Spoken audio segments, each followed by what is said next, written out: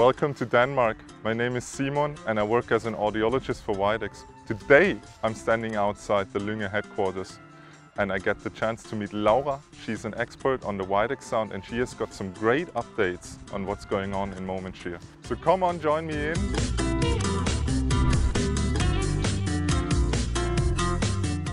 Let's start the day by meeting our first expert, Laura. And Laura is a research specialist, so she knows all about sound, especially in Widex products, of course. And she's right here. So, Laura, I'm happy to meet you. Good and to let's see you, talk Simon. sound, right? Yeah, so, absolutely. Shall we enter? What an impressive room. Yeah, that it is, isn't it? Yeah. And we've got the sound coming from all directions. It breathes audiology, I think. Yeah. Talking about sound, can you explain what the specific sound in Widex Momenshire hearing aids is? I think before we start about talking about Shire, we really need to maybe take a step back and talk about what's special about Widex sound, right? And I think on the most general level at all, it's a question of us thinking about sound quality in everything that we do.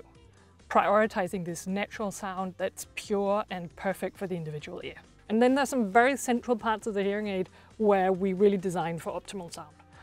And the filter bank is one of them. I think you'd probably agree that it's... You can really analyze the sound there, exactly. Right? So, yeah, so the idea is you need the analog signal to become digital. Sure. And that's where the filter bank plays a big role. Yeah.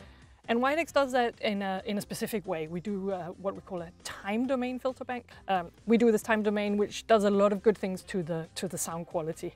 It also mimics the way the human ear works, because we're looking at narrow bands in the low frequencies where the ear's sensitivity to frequencies is the highest, and then we're looking at broader bands in the higher frequencies.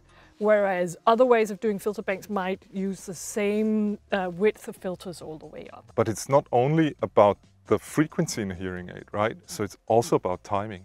Yeah, because one of the things about this digital signal processing is that we have a time-frequency trade-off, we call it.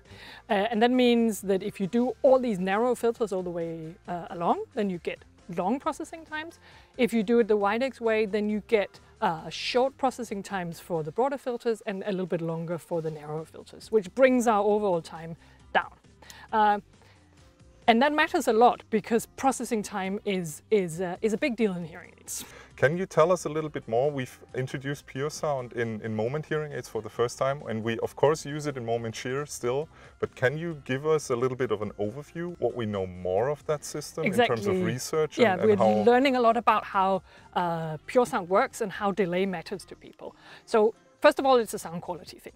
If you don't have this artifact from delay, that matters, you get a better sound quality, and we can see that people prefer that. So that's the first thing. But sound quality is not just about the experience of the sound. To me, that's also about how you feel when you move around in a room, when you have to listen to people, and the whole sort of well-being, I think, also depends a lot on sound quality. It's very important when you pick up a hearing aid for the first time, right? To just get the sound right in the first second. Exactly. And it's a lot about how the room feels also. That sounds come from the direction you expect them to. So if you know the sound is coming from there, then it also needs to sound as if the sound comes from there. And that's one of the things we hear both from patients telling us and in some of our research, that pure sound is really superior on this. So basically that also, I think, reflects how you are position yourself in a room or how you perceive that your position in the room. It's very important that I feel like I'm in an orchestra when I'm actually standing, or a theater when I'm actually standing there. Yeah, so some of our colleagues in the US have done a study where they looked at how good people were at discriminating listening positions in a room, and we see that there's a solid advantage for pure sound there over standard delay hearing aids. And I think one of the reasons why that matters is also that, I mean, obviously you know your listening position in the room, but you want the auditory percept, what you hear and the sound you hear, to match what you know about your position in the room. Otherwise you get this feeling of, it's not quite right. You feel detached from the situation and you just want to be in it. Yeah. So the pure sound signal gives our brain more information, and I think that's also very valuable to situations in noise, for example, a restaurant. Can you reflect on that a little bit? So what we've done is some EEG studies. We've had one that's already published and one on the way, where we put hearing aids on people's ears and then we put electrodes on their heads so we can measure the electrical currents from their scalp. completely non-invasive, but we get a picture of what's going on in the brain.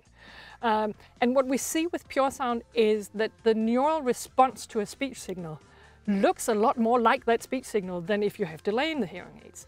So you get a more robust brain response, basically, and you get something that's more like the real thing. And your brain has a lot to work with, right? Because it's more to the original and it can work with that material in a lot of better ways. Yes, exactly. So that's very great news for everyone with a hearing loss to be fitted with such a great product and having pure sound available. But besides pure sound, we have in Widex Moment Shear products also a different variety in ear tabs and also custom molds. Can you give us an example about the benefits of using those new ear molds and tips? Yes, I'd like to. It's actually one of the things I'm really excited about. And you can say ear tips, just a piece of silicone you put in your ear. But it has a lot to do with the way we tailor-make the sound to the individual, that we need to get the exact right fit with the exact right ear tip. And we need to give the audiologists and the hearing care professionals the right choice so that they can fit their patients. So thank you for your time and talking sound with you. Thanks, Laura. You're welcome.